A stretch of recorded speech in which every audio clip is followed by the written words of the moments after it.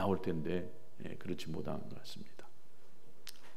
이 사람의 마음의 이 소망, 이 욕망이라고 하는 것은 그것을 이루고자 하는 강한 것들이 누구나에게 다 있습니다. 또 부모들은 자녀들이 잘 커서 좋은 대학에 들어가고 또 좋은 직장에 들어가고 또 좋은 짝을 만나서 결혼해서 행복하게 살아가는 것, 이것이 우리 모든 부모들의 다 바람일 것입니다. 또 우리 공부하는 학생들도 얼마나 그 대학에 들어가고 싶어서 자기가 가고 싶은 대학, 원하는 대학 가고 싶어서 얼마나 열심히 공부합니까? 다 나름대로 누구를 물어봐도 다 소망이 있어요. 소망 없이 이렇게 사는 사람은 저는 한 사람도 없다고 생각합니다. 나이를 90 드신 분도 조금만 더 살면, 10년만 더 살면 100세다. 조금 더 살고 싶은 생각, 조금 더 건강하고 싶은 생각, 이런 생각들이 다 나름대로 있을 줄로 압니다. 여러분은 어떤 소망을 가지고 사십니까? 오늘 이 본문의 저자인 사도 바울의 바람이 있었습니다. 그 사도 바울의 바람은 땅끝까지 이 복음이 전파되는 그 일에 자기가 쓰여지는 것, 이것이 바울의 소망이었습니다. 모든 이방인들에게 내가 복음을 전해서 이 복음이 땅끝까지 가게 되는 이 일, 그래서 주님이 오실 날이 가까워지는 이 일을 하는 것이 바울의 간절한 소망이었습니다. 그래서 그 당시에 땅끝이라고 하는 서바나, 지금으로 말하는 스페인인데 그때 당시는 땅끝이 스페인이라고 생각했어요. 그래서 이 스페인 서바나에까지 이 복음을 전하는 그 일을 하고 싶어서 늘 마음속에 이 로마와 서바나여 마음을 품고 있었습니다. 로마는 당시 이 대제국의 수도였습니다. 모든 길이 다 로마로 통한다고 했듯이 세계 많은 사람들이 로마로 오기 때문에, 많은 사람들이 있기 때문에 그곳에다가 복음을 뿌리기 시작하면 그 복음이 세계 열방 가운데에 간다라고 생각했기 때문에 로마로 또 서바나로 복음을 전하고 싶어 하는 것이 바울의 소망이었습니다. 이 로마서는 사도 바울이 제3차 전도 여행을 마무리할 즈음에 고린도에서 로마 교회에다가 보낸 편지였습니다. 1장부터 시작해가지고 14장까지는 교리를 가르쳤고 또 우리 그리스도인들이 어떠한 삶을 살아야 되느냐 이것들을 이야기했다라고 한다면, 이 마지막 15장과 16장에서는 바울이 자기 개인의 마음속에 있는 이 마음에 있는 것들을 표현해내고 있는 것을 볼 수가 있습니다. 이 바울이 로마 교회 성도들에게 자기 마음 가운데에 이런 소망이 있다, 이런 바람이 있다 라고 하는 것들을 오늘 이 본문이 기록하고 있는데, 그 바람이 뭐였냐면은 먼저는 예루살렘에 가는 것이었고, 갔다가 다시 서쪽으로 로마에 거쳐가지고 이 서바나로 가는 것, 이것이 바울의 간절한 소망이었다라고 하는 것을 볼 수가 있습니다. 그러면 먼저 첫 번째, 바울이 지금 이 고린도라고 하는 이 지역에 있는데 왜 예루살렘에 동쪽으로 이렇게 가고 싶어 했느냐? 오늘 이 본문의 25절과 26절에 이렇게 기록되어져 있습니다. 그러나 이제는 내가 성도를 섬기는 일로 예루살렘에 가노니, 예루살렘에 가고 싶어 했다는 거예요. 이는 마게도니아와 아가야 사람들이 예루살렘 성도 중에 가난한 자를 위하여 기쁘게 얼마를 연보하였다. 그러니까 지금 마게도니아와 아가야 지방에 있는 이 교회들이 예루살렘 교회 성도들을 위해서, 가난한 성도들을 위해서 기쁘게 연보했는데, 이 연보한 이 돈을 전달하는 이 일을 위해서 예루살렘에 가고 싶었던 것입니다.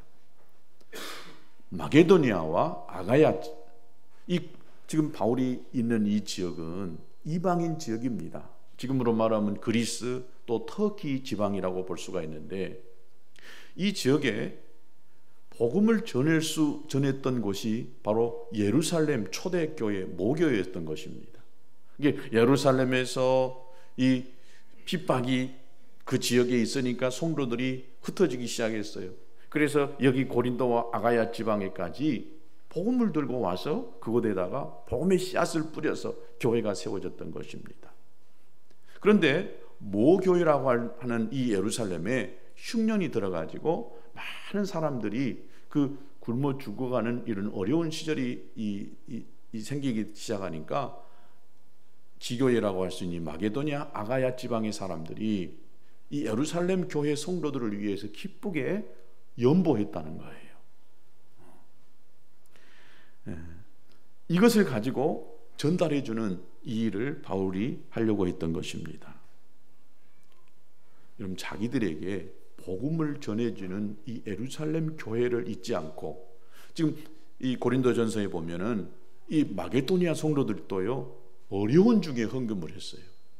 풍족한 중에 헌금한 것이 아니라 어려운 중에 이 복음을 전해주는 예루살렘 교회를 향해서 헌금했다라고 하는 것을 알 수가 있습니다.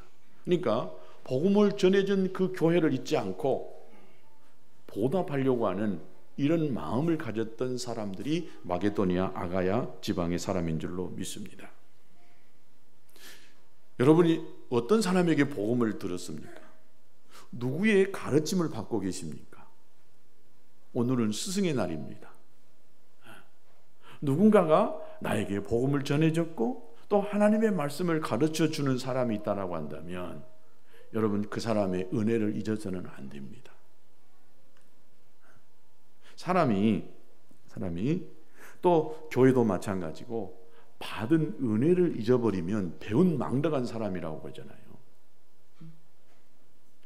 나를 가르치고 오늘의 내가 있기까지 나를 세워준 그 사람들을 기억하고 그 사람들에게 내가 조금이라도 보답하는 또 감사하는 마음을 갖는 것, 이건 너무나 당연한 것입니다.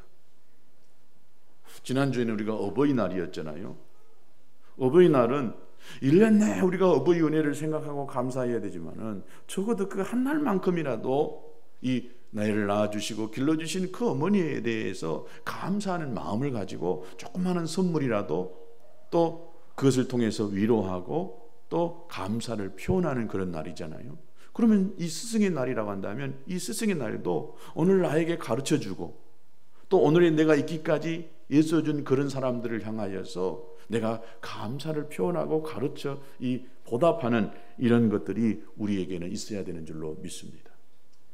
그리스도인이라는 것이 뭐냐? 예수 믿고 변화된다는 것이 뭐냐? 바로 이런 변화. 내가 전에는 몰랐는데 이제는 내가 하나님의 은혜를 알고 하나님의 말씀을 내가 알다 보니까 그렇게 해야 되겠다라고 하는 생각이 되는 거예요. 또 생각만 드는 것이 아니라 그렇게 행동으로 옮기고 실천에 옮겨가는 것, 이것이 변화된 삶인 것입니다. 아무리 은혜 받고요 눈물을 질질 짜고 그래도요 삶에서 조금이라도 내가 은혜 받은 것을, 말씀을 받은 것을 실천하지 않는다라고 한다면 그 속에 역사가 일어나지 않습니다. 우리가 받은 은혜를 가지고 내가 받은 말씀을 가지고 그렇게 살아가려고 하는 이런 것들이 저와 우리 모두에게는 있어야 된다고 믿습니다. 마게도니아와 아가야 교회 성도들이 예루살렘 교회의 어려운 성도들을 위하여 기쁘게 헌금했던 것, 이것은 자기들에게 복음을 전해주는 그것을 기쁘게 생각하고 또 감사하게 생각해서 그분들이 어려울 때에 기쁘게 헌금해서 그분들을 도우려고 하는 이런 마음이 오늘 저와 여러분 우리 모두의 마음이 되어야 될 줄로 믿습니다. 두 번째, 바울이 로마에 가려고 했던 이유가 있습니다. 오늘 22절에 보면 이렇게 표현되어 있습니다. 그러므로 또한 내가 너희에게 가려 하던 것이, 지금 이 편지는 바울이 로마에게 보낸 편지인데 로마 교인들에게 내가 여러 번 너희들에게 가고 싶었다라고 이렇게 이야기합니다. 또 23절에 이제는 이 지방에 일할 곳이 없고 또 여러 해 전부터 언제든지 서바나로 갈 때에 너희에게 가기를 바라고 있었다. 즉 로마로 가기를 바라고 있었다. 이는 지나간 길에 너희를 보고 먼저 너희와 사귐으로 얼마간 기쁨을 가진 후에 너희가 그리로 보내주기를 바랍니다. 바울의 마음속에 지금 로마를 가고 싶은, 서바나를 가는데 서바나를 가기 전에 로마에 들려서 이 로마를 가고자 하는 마음이 있었다는 거예요. 사도행전에 보면 이 이야기가 이렇게 또 기록되어져 있습니다. 사도행전 19장 21절에 보니까 이 일이 있은 후에 바울이 마게도니아와 아가야를 거쳐 예루살렘에 가기로 작정하여 이르되 내가 거기 갔다가 예루살렘에 갔다가 후에 로마도 보아야 하리라. 이게 바울의 마음속에는 지금 예루살렘에 갔다가 로마로 가는 거예요. 로마가 그 마음속에 있었어요. 왜일까요? 바울은 중요한 도시, 핵심적인 지역을 놓고 거기에다가 전도의 거점을 삼았던 것을 볼 수가 있습니다. 이게 선교의 전도의 중요한 전략 중에 하나인 것입니다. 바로 그런 도시에 인구가 많고 사람들이 많이 유동하기 때문에 그곳에다가 센터를 만들어 놓고 거점을 만들어 놓고 그 주변에 많은 이 도시에다가 복음을 전하는 확산시켜내는 일이 너무 쉽기 때문에 바울이 이런 전략을 가지고 있었던 것을 볼 수 있습니다. 당시 최강대 제국이었고 수도인 로마에 복음을 전하는 것은 너무 중요한 일이었기에 바울의 마음속에 늘 기도 속에 이 로마에 가겠다라고 하는 이런 소원을 가지고 있었던 것을 볼 수 있습니다. 바울의 이런 계획과 소망을 주님께서도 확증시켜 주셨어요. 사도행전 21장 11절에 보니까 그날 밤에 주께서 바울 곁에 서서 이르시되 바울에게 꿈에 나타나서 말씀합니다. 담대하라. 네가 예루살렘에서 나의 일을 증언한 것 같이 로마에서도 증언하여야 하리라. 바울이 로마에 가고 싶었는데 이제 그 가고 싶어하는 그 마음에 하나님께서 이 바울에게 너 가서 로마에 가서 복음을 전할 것이다. 걱정하지 마. 네가 그렇게 원하는 거 될 거야. 이렇게 말씀하고 있는 것입니다. 자, 다시 한번 이야기합니다. 바울은 로마에 왜 가고 싶었다고요?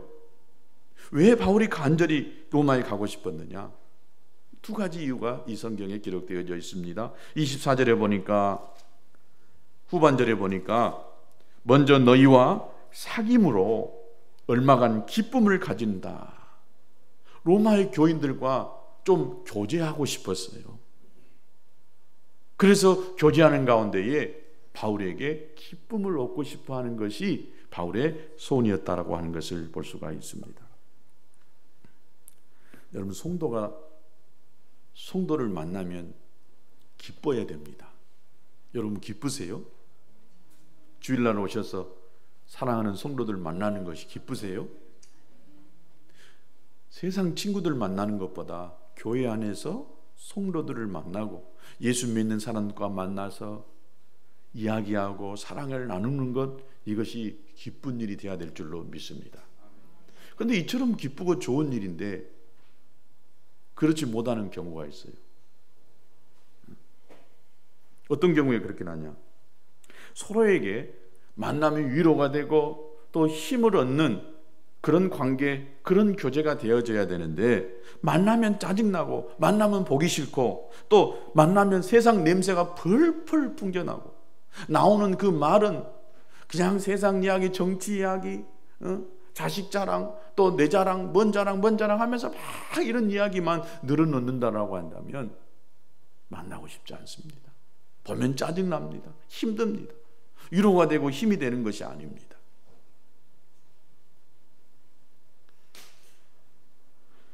성도와 성도의 사귐은 먼저는 거룩하고 경건해야 됩니다. 아멘. 제가 참 아주 오래전에 그 목사님을 만나고 싶고 그 목사님을 만나면 에너지가 막 생겨나고 그냥 나에게 막 성령의 능력이 막 부어지는 것 같은 그런 목사님이 계셨어요. 그래서 틈만 나면 이 목사님을 만나고 싶었어요. 그래서 차를 타고 가기도 하고 또 그분이 오기도 하고. 그런데 어느 순간부터 만나기가 싫더라고요. 교제하기가 싫어요.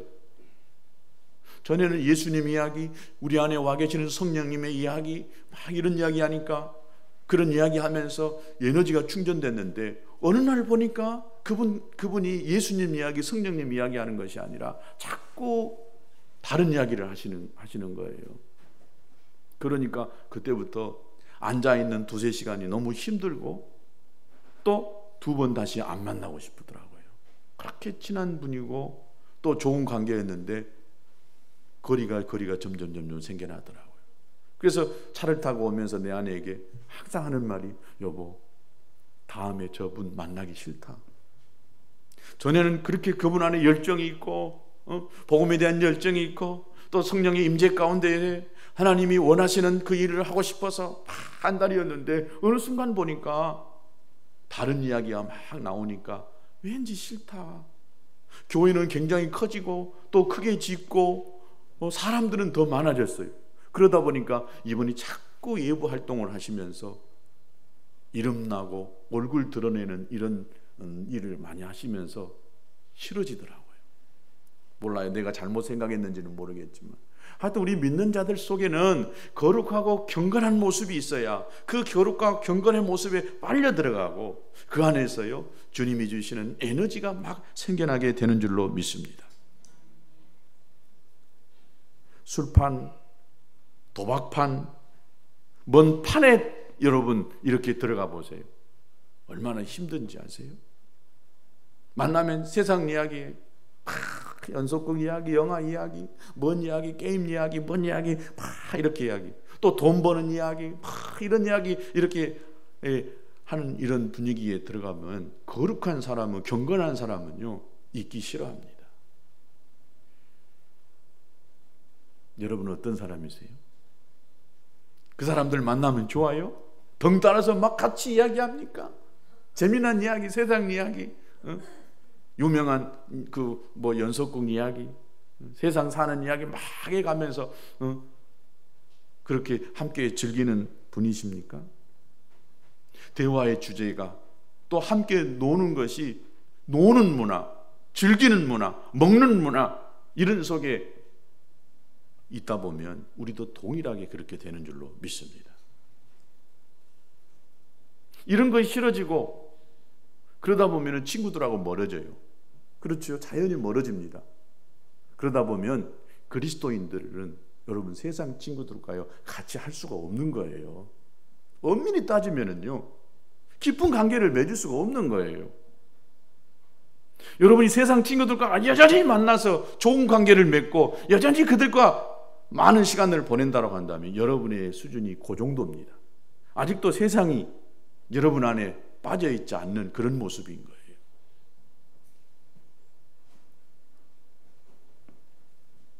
내 안에 거룩과 경건이 있고 예수가 가득 차 있다 보면은요 만나기 싫어요. 아무리 친한 친구라도요 만나기 싫어요. 만나면 싫어요.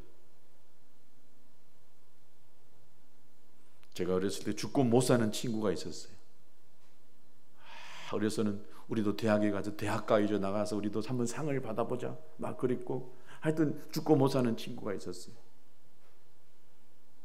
그런데 내가 예수 믿고 나니까 그렇게 만나기가 싫어지는 거예요.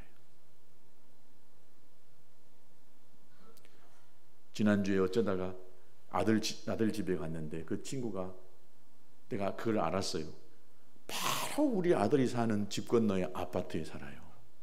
회사도 큰 회사 다녀요. 현대회사 다녀요. 오랜만에 이 아들들하고 만났어요. 찻집에 가서 차 마시면서 이야기하는데요, 두 번 안 만나고 싶어요. 우리 아들들은 재미나고 좋다고, 아빠 친구 재밌다. 큰 회사 다니까 연봉도 막 8천만 원 뭐 어쩔 막 야, 아빠는 두 번 다시 안 만나고 싶다.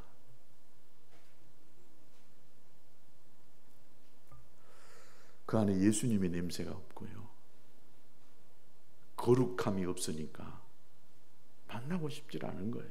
여러분이 여전히 그 친구들에게 빨려가고 그 친구들의 모임이 그리워지기 시작하면 여러분 안에 세상이 있다는 것입니다. 그러니까 예수 믿는 사람들, 어떤 분들이 그러더라, 참 애롭다고. 애로워야 됩니다. 애로워야 돼요.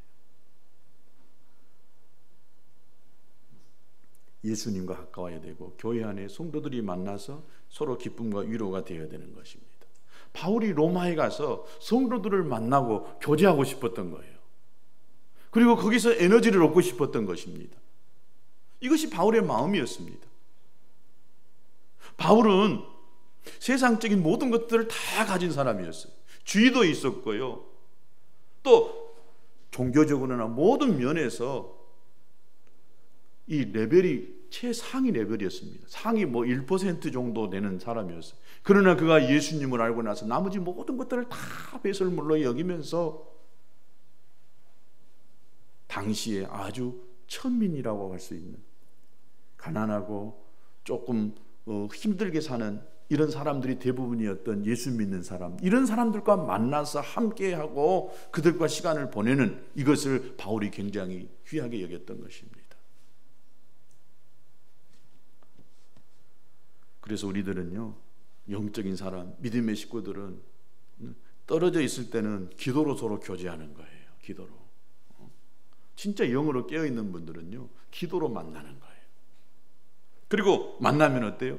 기쁨을 나누고 서로 위로하고 또 칭찬하고 격려하고, 그래서 새로운 힘을 얻게 만드는 이런 교제를 해야 되는 줄로 믿습니다. 두 번째, 이 바울이 로마에 가려고 했던 이유가 있었어요. 24절에 나와 있는데, 이 로마 교회에 파송을 받아가지고 서바나로 가고 싶었던 것입니다. 바울은 3차에 걸쳐서 전도여행을 하였고 로마로 가는 것과 서바나 전도까지 다 계획을 하고 있었어요.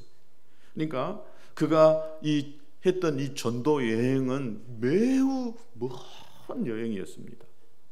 길이로 따져보면 어떤 분들은 바울이 걸었던 전도에 했던 그 여정을 보면 2만 킬로를 걸어서 복음을 전했다, 배를 타거나 걸어서 복음을 전했다라고 이야기합니다. 그러니까 지구를 반 바퀴 도는 것과 같은 거리였다는 것입니다.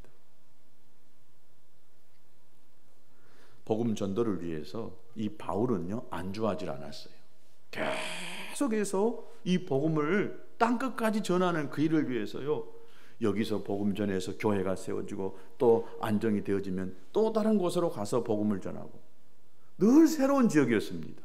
개척하는 이런 마음으로 갔던 거예요. 로마도 가본 적이 없고 서바나도 가본 적이 없지만은 바울은 계속해서 다른 지역을 향해서 가려고 했던 열정이 있는 사람입니다. 저는 우리 성도들이 이런 열정이 있게 되기를 주님의 이름으로 축복합니다. 무엇을 얻기 위해서, 무엇을 성취하기 위해서, 또 다른 사람이 안 가는 길을 가야 하기 때문에 이 일은 어쩌면 힘든 일입니다. 개척은 힘든 일이에요. 놈이 안 하는 일을 하는 것은 매우 힘든 일입니다. 그러나 열정 있는 사람은요, 힘든 것보다도 어려운 것보다도 그 일을 하려고 하는 의지가 강합니다. 그러니까 돌파해내는 거예요. 안 보이지만, 손에 잡힌 것 없지만은 해내는 거예요. 저는 우리 성도들이 이런 열정 있는 사람이 될 수 있게 되기를 축복합니다.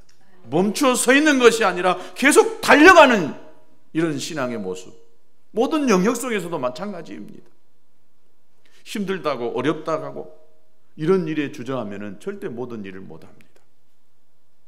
저는 여러분도 알다시피 최근에 우리 교회에 듬성듬성 빠진 자리가 너무 많고, 또 여기저기 이런 일 저런 일 때문에 교회의 출석률이 떨어져요. 이럴 때 저는 끝까지 믿음으로 하나님을 바라보면서 나아가고 있습니다. 주위의 환경을 바라보면 항상 주저앉고 싶거든요. 멈춰 서 있고 싶어요. 그러나 달려가야 되는 줄로 믿습니다. 목표를 향해서, 목적지를 향해서 달려가야 된다고 믿습니다. 그래서 여러분, 도전해야 됩니다. 도전하지 않고서는 무엇이든지 얻을 수가 없어요. 해보지 않고서는 얻을 수가 없습니다. 무엇이든지 해야 돼요. 해야 거기서 얻어지는 거예요. 안 하고 가만히 앉아 있어서는 절대 어떤 일이든지 되질 않습니다. 마태복음 10장 30절에 보니까 우리 주님이 너희의 머리털까지 다 세신 바 되신다고 하셨어요. 주님이 할 일 없으셔서 우리 머리털 하나하나 다 셀까요? 이 말의 의미가 뭘까요? 이 많은 머리털 하나도 다 세시는 하나님이시라고 한다면 우리의 인생에 되어질 모든 일들을 우리 하나님이 다 살피신다는 거예요. 할렐루야. 얼마나 감사한 일입니까? 나의 머리털을 다 세시는 하나님께서 나의 모든 일들을 다 살피시고 책임지시고 이끌어 주신다는 것입니다.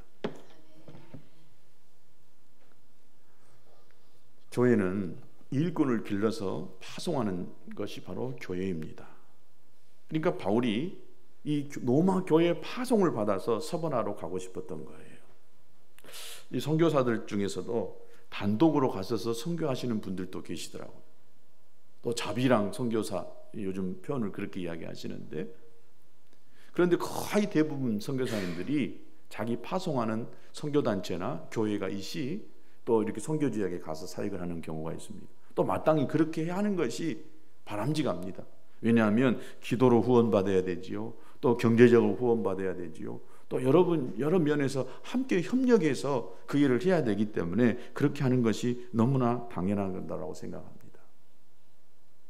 저는 어제 광양에 우리 지방의 개척교회 이 설교하러 갔습니다. 설교하러 가고 참 은혜를 마지막에 받고 왔어요. 강고 시간에 그 전도사님이 나와서 강구하라니까 53살인데 이제 올해 신학교 졸업하고 이제 개척을 했어요. 총회장도 있었고 거기 신학교 교수님도 있고 이런 분들이 보면서 다들 대단하다고 이야기하죠.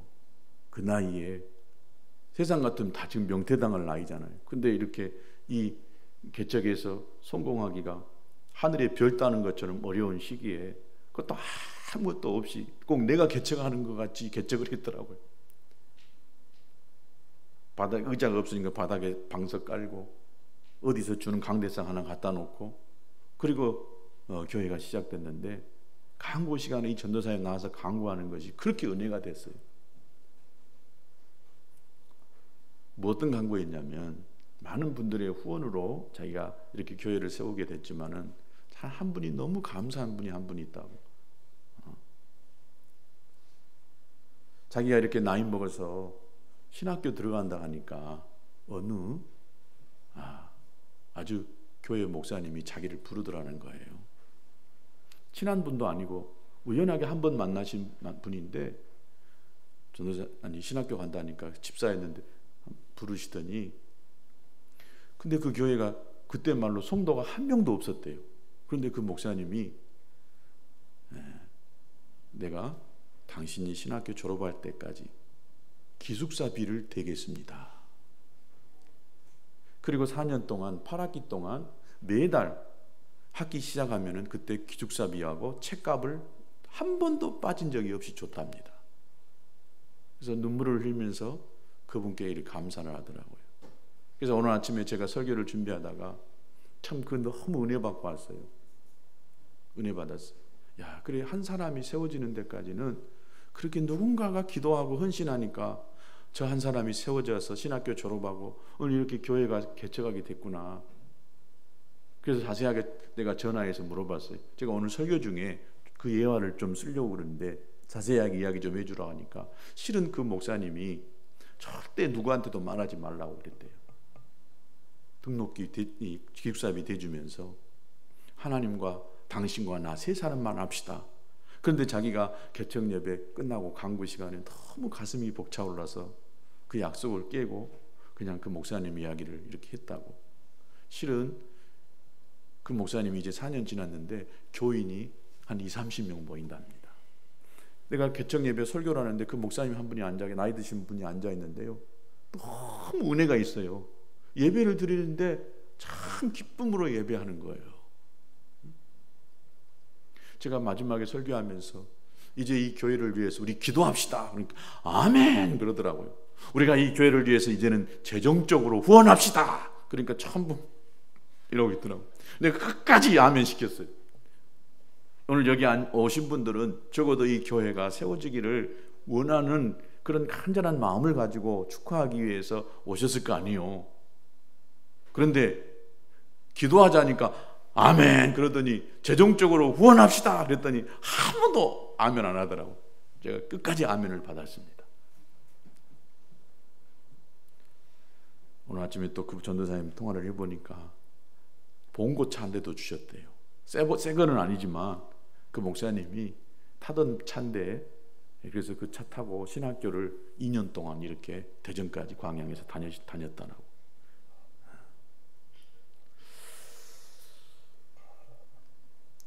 한 사람이, 한 교회가 세워지기까지는 한 개인의 눈물과 또 헌신도 있지만은 주위에서 함께 해주는 기도와 물질로 함께 해주는 이것이 하나님의 나라를 멋지게 세워나가는 줄로 믿습니다. 현대 이 선교의 아버지라고 하는 윌리엄 캐리라고 하는 사람이 있어요. 이분은 19세기 이 세계 선교에 이 완전히 바람을 일으켰던 분입니다. 이분이 영국 침례교 선교협회를 만드신 분이었어요. 침례교인이셨어요. 이분이 나중에 인도의 선교사로 가셨습니다. 그런데 인도의 선교사로 가가지고 나중에 32살에 인도로 갔는데 아들 하나를 이질로 잃어버렸어요. 그리고 그 아내도 정신병으로 고생하다가 죽었답니다. 이분은 자기 자신의 일생과 또 가족들까지 주를 위해서, 복음을 위해서 완전히 드렸던 사람이에요. 그래서 영국 교회를 깨웠습니다. 선교하는 일에 깨웠습니다. 이 선교의, 세계 선교의 확장을 이루어내는 기틀을 마련했던 분이 윌리엄 캐리입니다. 지난주에도 이야기했지만 제가 한국 땅에 복음의 씨앗을 뿌렸고 또 한국 땅에서 죽으셨고 또 그렇지 않은 분도 계시지만은 그 선교사들의 묘지, 양아진 이 묘지에 가서 참 은혜를 많이 받았습니다. 오늘 우리가 여기까지 있기까지는 누군가의 기도와 누군가의 헌신과 누군가가 복음을 위해서 씨앗을 뿌렸기 때문에 오늘 우리에까지 왔다는 것입니다. 바울은 바로 본인이 이것을 깨닫고 나서 이 복음을 땅끝까지 모든 이방인들에게 전하시고 싶은 간절한 바람을 가지고 살았습니다. 그래서 돌아다니면서 여기저기 수많은 도시에다가 교회를 세워냈습니다. 또 전도의 전략의 기점을 마련하면서 로마에 가기를 바랬고 또 서바나까지 가고 싶었던 것입니다. 그의 가슴 안에는 이 지중해 전체가 들어있었어요. 그리고 복음을 전하려고 하는 이 계획과 바람으로 가득 차 있었던 것을 볼 수가 있습니다. 그래서 예루살렘부터 시작해가지고요, 안디옥, 빌립보, 예베소, 또 이 나중에는 로마, 서바냐 같은 이런 전략적인 도시를 통해서 교회를 세우고 하나님 나라를 확장시켜 갔던 것을 볼 수가 있습니다. 나중에 그가 서바나를 갔는지 안 갔는지는 정확하게 기록이 없어요. 어떤 분은 갔다 가고 어떤 분은 안 갔다라고 하니까. 그러나 이 바울의 마음속에는 이 땅끝인 이 서바나가 있었다는 것입니다. 오늘 저와 여러분의 마음 안에는 땅끝이 있어야 되는 줄로 믿습니다. 땅끝이 어디일까요? 이 복음이 닿지 않는 곳입니다. 복음이 전해지지 않는 그런 사람들, 바로 이런 사람이 땅끝일 수가 있습니다. 바로 내 가족이 땅끝일 수가 있다니까요. 저 아프리카나 저 예루살렘이나 중동이 땅끝이 아닐 수가 있고, 땅끝이기도 하지만은 오늘 내 가까이에 있는 사람들, 복음을 받아들이지 않는 그런 곳이 바로 땅끝일 수가 있다는 것입니다. 오늘 우리들의 마음속에 이 땅끝이 있어야 된다고 믿습니다. 우리도 기도할 때에 우리의 바람과 소망을 가지고 하나님 앞에 기도합니다. 그러나 우리가 기도할 때 하나님 건강하게 해주십시오. 내 아들, 내 자녀들 잘 되게 해주십시오. 하나님 내가 하는 사업 잘 되게 해주십시오. 하나님 내가 직장에서 잘리지 않고 롱런하게 해주십시오 라고 이렇게 기도로 끝나지 말고, 하나님 내가 건강해서 주의 일에 더 열심히 내게 하시옵소서. 하나님 내가 돈 벌어서 내가 만족하고 나 혼자 쓸 것이 아니라 돈 벌어서 내가 더 열심히 선교하고 또 교회 세우는 그 일을 하게 해 주옵소서.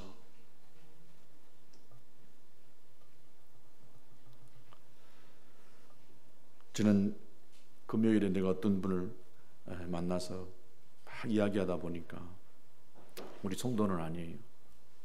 지금은 힘들지만 목사님, 제가 열심히 돈 벌어서요, 멋진 예배당 하나 세우고 싶어요. 그래서 하나님께 좀 봉헌하고 싶습니다. 그래서 내가 마음껏 축복했습니다. 그렇게 되기를 축복한다. 당신이 그 마음을 갖고 있는 한은 당신은 실패해도 일어설 것이다. 당신이 그 마음만 가지고 있다라고 한다면 당신은 넘어지지 않을 것이다. 그의 마음에 다 이 마음 안에 하나님 나라를 품고 사는 그 마음이 있어요. 보니까 영업을 하고 사업을 한다고 하는데 그렇게 넉넉하지는 않는 것 같아요. 그런데 하여튼 그 마음속에 하여튼 내가 목사님 돈 벌어서 선교하고 내가 정말 내 평생에 좋은 진짜 조그만하지만은 잘 지어진 예배당 하나라도 내가 하나님께 봉헌하고 가고 싶어요. 너무나 귀한 마음인 것 같더라고요. 하나님 내게 돈 주시면 내가 이 돈을 가지고 마음껏 주님이 일하겠습니다. 요즘 100세 시대라고 그러잖아요. 그렇죠? 텔레비전에 보면은 전부요, 먹는 이야기, 또 여행 가는 이야기. 어떤 프로에는 자연인이다라고 하는 프로그램이 있어가지고 산속에서 혼자 살면서 넉넉하게는 안 살지만 건강하게 오래 살려고 하는 그런 사람들이 이렇게 나오는 프로를 우연하게 본 적이 있습니다. 뭐 때문에 건강해야 됩니까? 왜 오래 살아야 됩니까? 건강에 오래 사는 건 매우 중요합니다. 그러나 단순히 건강하게 살고 오래 산다라고 한다면 그건 의미 없습니다. 건강하게 오래 살면서 주님의 나라를 위해서 내가 살아야지. 이것이 진짜 의미 있는 것입니다. 아멘. 어떻게 무엇을 하며 사는가? 이것이 훨씬 더 중요한 거예요. 왜 목회하느냐? 내가 왜 이 직장에 다니느냐? 내가 왜 학교 다니냐? 왜 내가 대학을 가야 되느냐? 내가 왜 이 일을 해야 되느냐? 항상 이것이 더 중요합니다. 마지막으로 제가 이 말 한마디만 하고 말씀을 마칠게요. 좀 찬송가 549장에 보면 우리가 잘 아는 내 주여 뜻대로 하시옵소서라고 하는 이런 찬송이 있습니다. 근데 이 찬송가를 작시했던 분이 목사님이에요. 슈몰커라고 하는 목사님인데 이분이 독일 사람입니다. 근데 이 만들어지는 이 배경을 보면은 너무나 눈물겹도록 슬프고 또 아름다운 이런 사연이 들어있는 이런 이 찬송가 가사입니다. 이 슈몰커라고 하는 이분이 독일의 이 슈바이는니치라고 하는 지역에 거기서 루터교 당시에 루터파 교회를 이렇게 담임하고 있었어요. 그런데 이 지역에는 천주교가 굉장히 득세하는 그런 지역이었습니다. 다른 교회들이 많은 교회들이 천주교의 득세에 의해서 다 교회 문을 닫았어요. 그런데 이분이 담임하고 있는 이 프리덴스 교회라고 하는 이 교회만은 여전히 이렇게 잘 교회가 문을 닫지 않고 존재하고 있었습니다. 그러니까 이 목사님과 또 사모님이 그 지역에 38개의 이 동네를 관할하는 그런 교회였다는 말을 그런 교회였습니다. 그런데 1704년 어느 날 이 목사님 부부가 전도와 신방을 하고 마치고 집으로 딱 돌아오니까 집에 불이 확 나버렸어요. 그래서 집이 완전히 다 불타고 잿더미가 되어버렸습니다. 형체를 알아볼 수 없을 정도로 다 불타버렸어요. 그런데 그 안에 두 아들도 함께 불타버렸습니다. 주의 일하고 열심히 전도하고 신방하고 왔는데 집이 타버렸고 두 어린 아이들도 나란히 그 집과 함께 다 죽어버리고 말았습니다. 바로 그때에 아내가 무릎을 꿇고 하나님 앞에 피눈물로 기도합니다. 하나님 어째서? 하나님 어찌하여 이런 일이 일어납니까? 이 아내의 이 절기 섞인 피눈물의 기도를 들으면서 이 슈몰크라고 하는 이 목사님이